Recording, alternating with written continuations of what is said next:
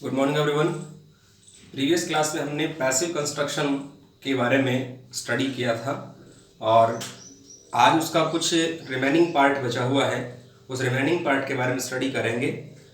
आज तक हमने जो पैसिव कंस्ट्रक्शन के बारे में स्टडी किया है उसमें हमने बाई का यूज़ बहुत ज़्यादा किया है। वर्ब की थर्ड फॉर्म के बाद में हमने जो सब्जेक्ट को ऑब्जेक्ट बनाया उसके पहले हमने बाई का यूज़ किया।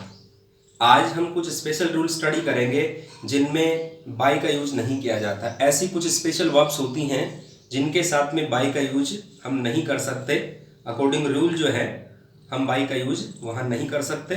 तो कुछ ऐसी स्पेशल वर्ब्स हैं जिनके बारे में स्टडी करेंगे और उन वर्ब्स को एग्जाम के अकॉर्डिंग आपको ध्यान में रखना है कि ये वर्ब आने पर हमें उसके साथ में बाई का यूज नहीं करके और जो सेलेक्टेड उनके साथ में प्रेपोजिशन है वही यूज करने हैं। ओके, तो आज हम उनका स्टडी करेंगे जिन वर्ब्स के साथ में बाई का यूज नहीं किया जाता है। तो देखते हैं।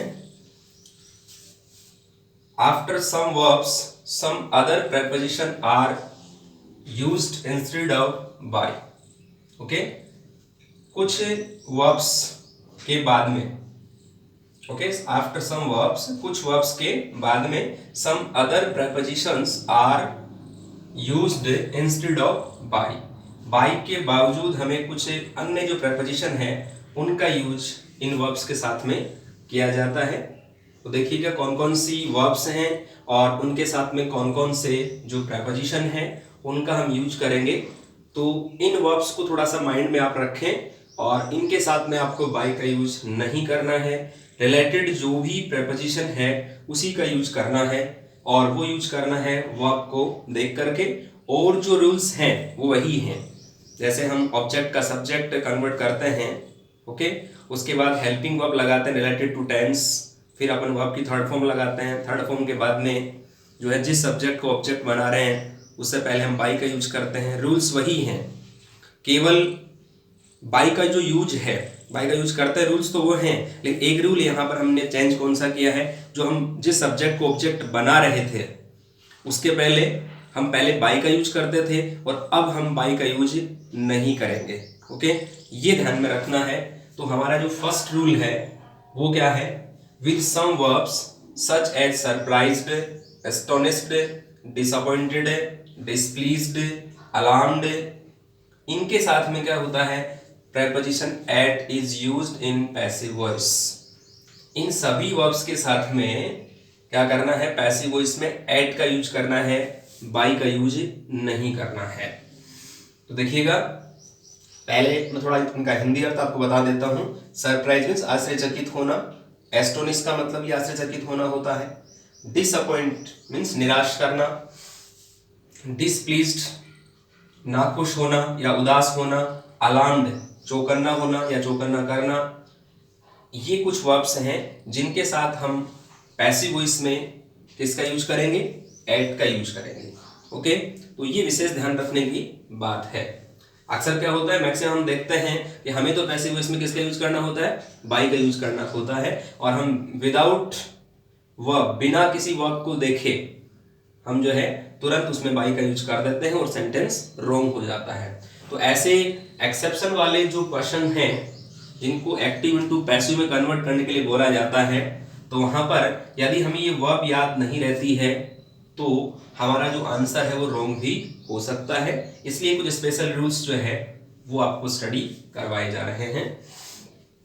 तो आपने क्यों ये रूल कौन सा पढ़ा, विद सम वर्ब्स, कुछ वर्ब्स के साथ में, जैसे surprised, okay, astonished, disappointed, displeased, alarmed, इनके साथ में क्या होता है, preposition at is used in passive voice.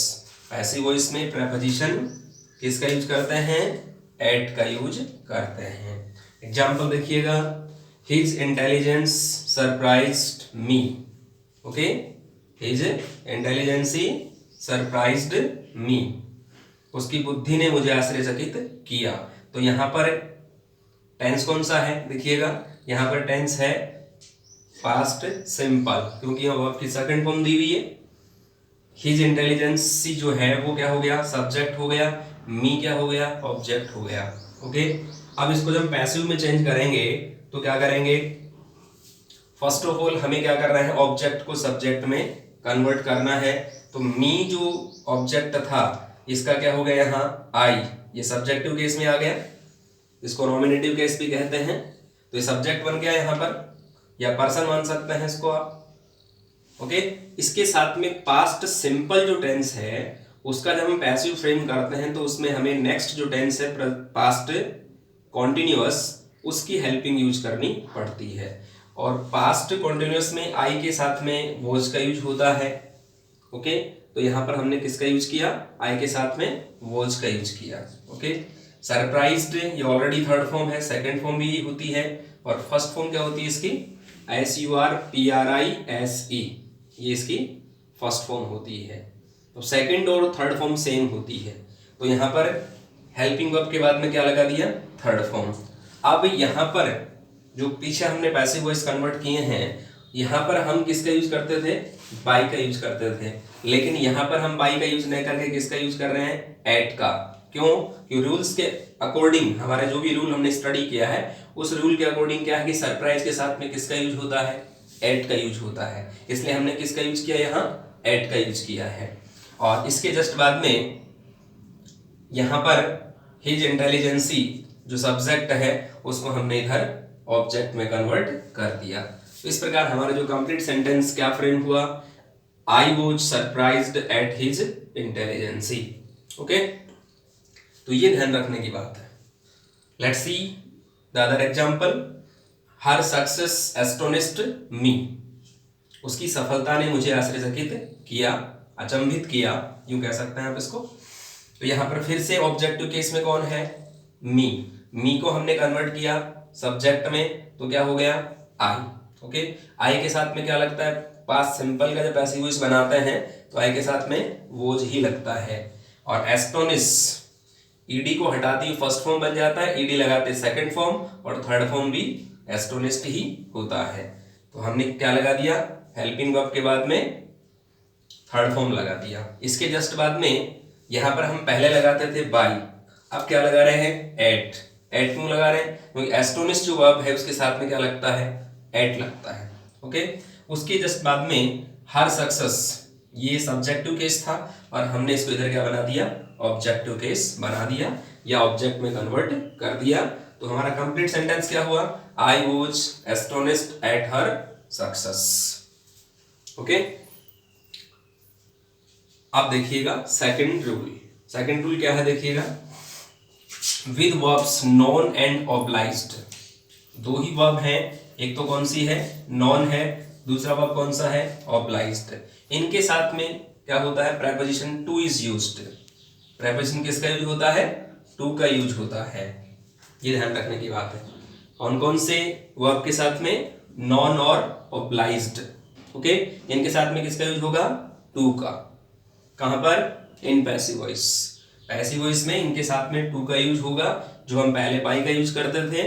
जब ये वर्ब आएंगी नॉन और ऑब्लाइज्ड तो प्रेपोजिशन टू का यूज किया जाता है। Example, she will oblige him, ठीक है, वह उसकी आभारी होगी या आभारी रहेगी।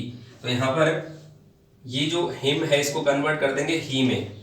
हिम क्या है, ऑब्जेक्टिव केस, ही क्या बन गया, सब्जेक्टिव केस। ओके, ये फ्यूचर सिंपल टेंस है, क्योंकि यहां पर क्या आ रहा है, हेल्पिंग वर्ब विल आ रहा है। तो फ्यूचर सिंपल टेंस का पैसिव बनाने के लिए नेक्स्ट जो टेंस है फ्यूचर कॉन्टिन्यूअस, उसकी हेल्पिंग कब मिलेंगे। तो ये हो गया कौन सा पर्सन, थर्ड पर्सन सिंगुलर, इसके साथ में helping verb will be. Okay, उसके जस्ट बाद में थर्ड फॉर्म। थर्ड फॉर्म क्या है, ऑब्लाइज की, ऑब्लाइज्ड। अब यहाँ पर फिर से वही बात है, यहाँ पर हम बाई का यूज करते थे, लेकिन अब यहाँ बाई का यूज नहीं करके किसका यूज करेंगे, टू का यूज करेंगे। ओके, तो यहाँ पर हमने किसका यूज कर दिया, टू का। और सी जो है सब्जेक्टिव केस है या सब्जेक्ट है, इसको हमने कन्वर्ट कर दिया ऑब्जेक्ट में, और ऑब्जेक्ट क्या बन गया, हर। इस प्रकार से जो है हमने अकॉर्डिंग रूल है इसका पैसिव कन्वर्ट किया है। तो हमारा जो कंप्लीट सेंटेंस है वो क्या हो गया, he will be obliged to her. Okay, let's see the other example, everybody knows Dr. Ambedkar. Okay, अब इसमें हमें डॉक्टर अंबेडकर, ये क्या है यहाँ ऑब्जेक्टिव केस है, इसको हम बनाएंगे सब्जेक्टिव केस। तो सब्जेक्ट क्या बना इसका डॉक्टर अंबेडकर। अब ये सिंगुलर सब्जेक्ट है, इसके अकॉर्डिंग हेल्पिंग वर्ब कौन सी आ जाएगी इज। प्रेजेंट सिंपल टेंस का पैसिव फ्रेम करते हैं तो उसमें नेक्स्ट टू टेंस से प्रेजेंट कॉन्टिन्यूअस उसकी हेल्पिंग यूज में ली जाती है। तो ये सिंगुलर सब्जेक्ट है डॉक्टर अंबेडकर, इसके साथ में हेल्पिंग सिंगुलर वाली इज, इसका यूज किया हमने। उसके बाद हम लगाते हैं थर्ड फॉर्म। तो थर्ड फॉर्म नो की थर्ड फॉर्म नॉन हो गई। अब यहाँ पर हम पहले क्या यूज करते थे बाय, अब नो के साथ में किसका यूज करेंगे टू का। ओके, ये थर्ड फॉर्म है नॉन, इसके साथ में टू का यूज करेंगे। और उसके जस्ट बाद में जो एवरीबॉडी है सब्जेक्टिव केस या सब्जेक्ट है, इसको हमने कन्वर्ट किसमें कर दिया ऑब्जेक्ट में। ये एवरीबॉडी ऑब्जेक्टिव केस हो गया यहाँ। इस प्रकार हमारा कंप्लीट जो पैसिव सेंटेंस क्या बना, doctor Ambedkar is known to everybody. इसका मीन्स क्या था, everybody knows doctor Ambedkar, doctor Ambedkar को हर व्यक्ति या प्रत्येक व्यक्ति जानता है। और यहाँ इसका मीन्स क्या हुआ, डॉक्टर अंबेडकर को प्रत्येक व्यक्ति के द्वारा जाना जाता है। इस प्रकार से हमारा जो है पैसिव बना है। नेक्स्ट जो हमारा रूल है वो देखिएगा, with verbs like pleased, satisfied. There are two verbs, first one pleased, second one satisfied. इन वर्ब्स के साथ में क्या होता है, प्रेपोजिशन विद इज यूज्ड।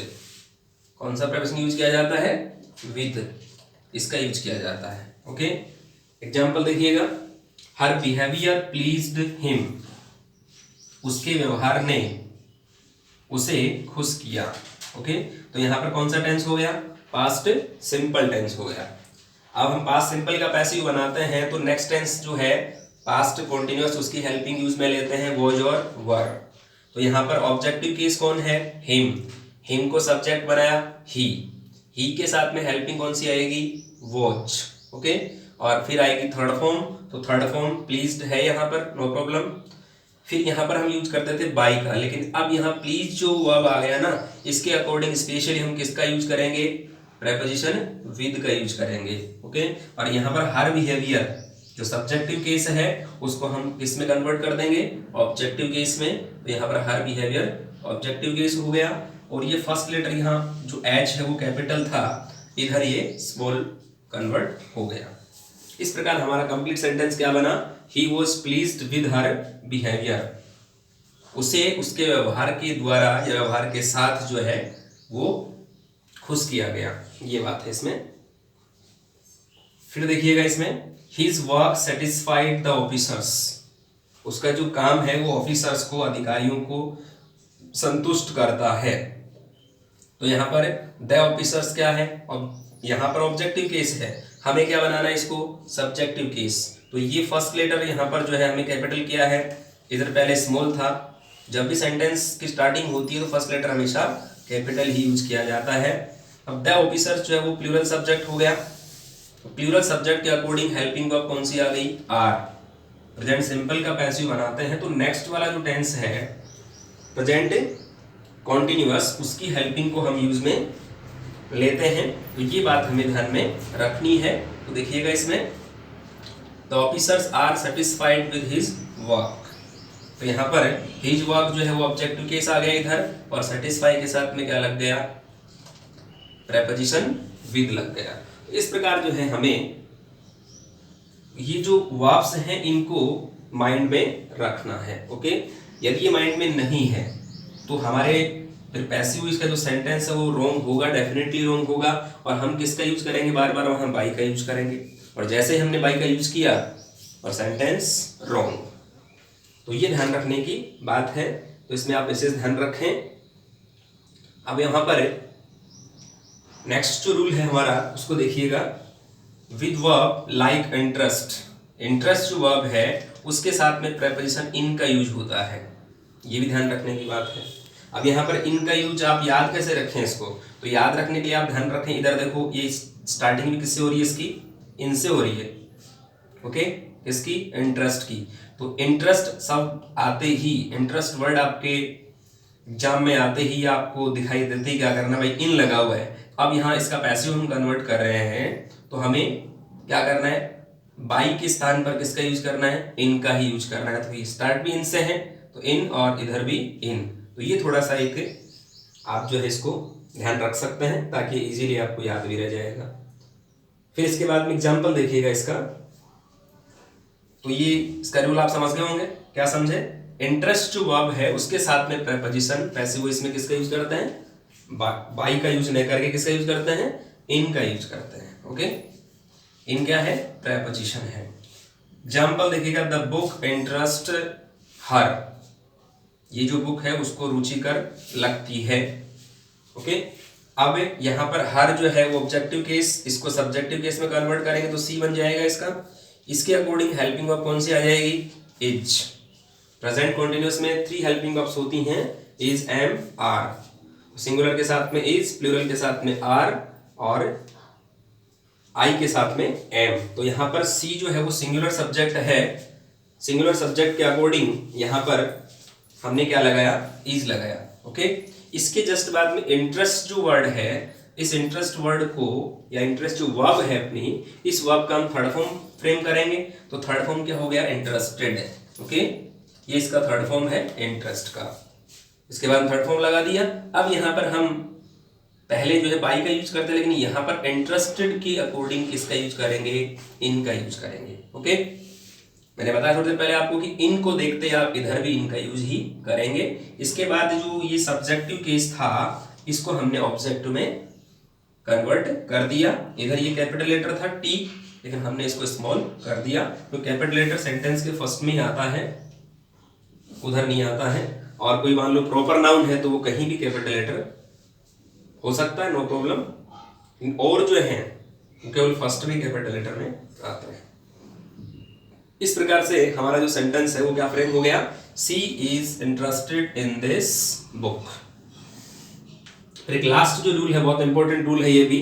हम क्या अक्सर वर्ब्स का जो है वो ध्यान नहीं रखते हैं। ओके, और वर्ब्स का जब हम ध्यान नहीं रखते तो हम क्या करते हैं? हर वर्ब का हम पैसिव फ्रेम करने की कोशिश करते हैं कि हमें तो हर वर्ब का क्या बनाना है? पैसिव बनाना है। अब जिनका पैसिव बनता ही नहीं है तो हम उनका पैसिव कैसे बना सकते हैं?